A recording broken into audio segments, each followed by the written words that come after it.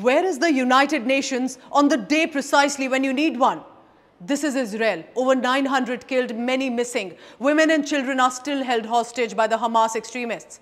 This is Gaza, relentlessly bombarded by Israel in return, and clearly hundreds of civilian casualties also have taken place, especially of women and children, apart from, as Israel claims, terror hideouts are being attacked. This is exactly the moment when United Nations need to exhibit influence and stop the war. But what we see are simply statements one after another urging the warring parties to stop fighting. A vacuum. The reality is that it grows out of a long-standing conflict with a 56-year-long occupation and no political end in sight. It's time to end this vicious circle of bloodshed, hatred and polarization. United Nations' main role is literally to work for a peaceful world and resolve these conflicts by bringing opposing nations on the table. But over the years, the role of the United Nations has been constantly challenged and questioned by different countries. Over Israel-Palestine issue since 7th October 2023, the United Nations Security Council, which is UNSC, met behind closed doors. It was an emergency session, but failed to achieve a unanimity that was needed for a joint statement. Why failed? The United Nations called on the Council's 15 members to strongly condemn Hamas.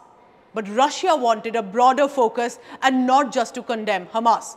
The meeting went on for about 90 minutes. Background for you.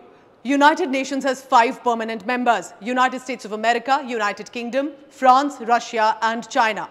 Among these, 3 from the Western world, especially the USA, have expressed absolute support to Israel, even moving a warship in the Mediterranean Sea. Russia and China's statement tilted toward Palestine and not exactly condemning the terror group Hamas. So no consensus was reached at the United Nations, no proper resolution, and the war started to escalate. While the Security Council met, Israel's ambassador to the United Nations accused Palestinian Islamist group Hamas of war crimes, vowing that it was time to obliterate Hamas terror infrastructure, he said. The Palestinian envoy to the United Nations, Riyad Mansour, then said and described Israel's bombardment of the Gaza Strip, vowing to impose a complete siege also on the Hamas-controlled Palestinian enclave that Israel has done, as nothing less than genocidal. Now, literally, the UN's powerful 15-nation Security Council is charged to preserve international peace and security. Structurally, this council remains largely unchanged since 1946, and competing interests among them have often hindered UN's ability to respond to major conflict and the crisis. Nations just seem to ignore United Nations appeals because there is no action if they fail to follow UN order. Israel bombs Gaza non-stop, while Israel is being targeted from 3 fronts: from the Gaza Strip by Hamas, from Lebanese border by Hezbollah backed by Iran, and also now shells landing from Syria too. There are appeals for de-escalation in fighting, but clearly the nations know they can continue with the aggression till they decide to stop, and not when the United Nations asks them to. But Israel-Hamas ignored the United Nations appeal because there is a previous example. Russia-Ukraine are still engulfed in the war. Despite repeated measures, war could not be stopped because 1. Russia could veto the sanctions against them, and that in the United Nations, while the Western world had their own game going on with Ukraine over NATO. Is this undue influence on the United Nations that the organization is unable to take independent action and decisions? The war drags on when negotiations and diplomacy should have been the way forward as per the founding principles of United Nations.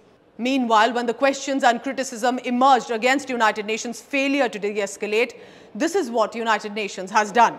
As supplies into Gaza was cut this week and will impact life of residents in Gaza, especially in essential commodities and medical emergency, United Nations shared a detailed note of their work in the Gaza area at present, where its offices have also been hit in Israeli strikes and how this has impacted ability of officials to deliver aid to the local residents.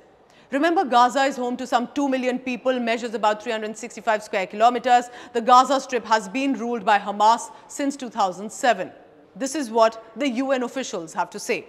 International, but also their bilateral channels to try and call for calm and de-escalation with a focus and a priority around the protection of civilians on both sides.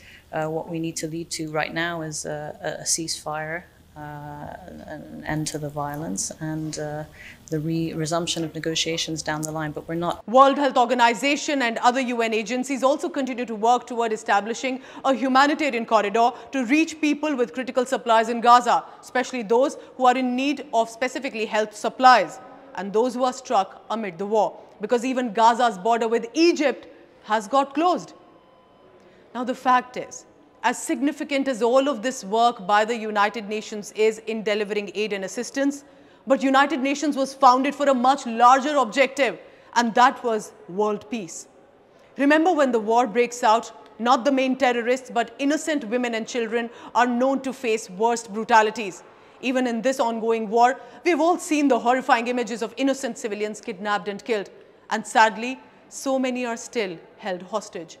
United Nations Humanitarian Relief Agency Martin Griffith has ordered for immediate release of hostages, and I hope that is where United Nations continue to push on this one till the hostages safely return home.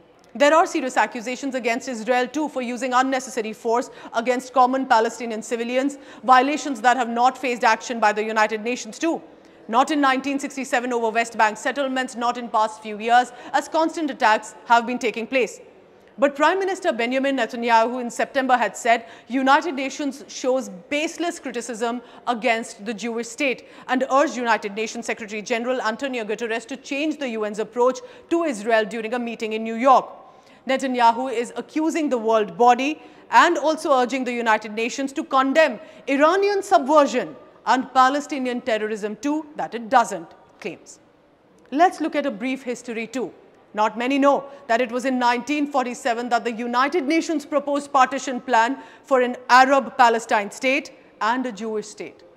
And ever since 1948, there have been constant wars, skirmishes, attacks for the territory, for the land, specifically with regard to the Gaza Strip. In October 1956, a few months after the Egyptian president nationalized the Suez Canal waterway, cutting off Israel from shipping, Israel then chose to invade the Sinai Peninsula and the Gaza Strip.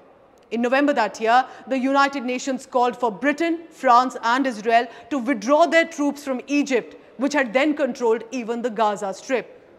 In 2002, the Security Council had affirmed a vision of two states. In 2005, Israel withdrew its resident settlers and troops from the Gaza Strip, but while retaining control over borders, seashore and airspace. But since the takeover of Gaza by Hamas in 2007, Israel first imposed a blockade, and the situation has never really improved ever since, specifically between Israel and the Gaza Strip. There are constant rocket launchers from Gaza, intercepted by Israel's Iron Dome, rockets from Israel, and between Israel and Palestine, there are attacks, suicide bombings, daily skirmishes, stone pelting, killings, and much worse. We hope this time United Nations can step up urgently and at least initiate a dialogue, a stop to this war. Because let's be honest, as this war rages on, for the innocent civilians both in Israel and in Palestine, time is running out. Thank you for watching.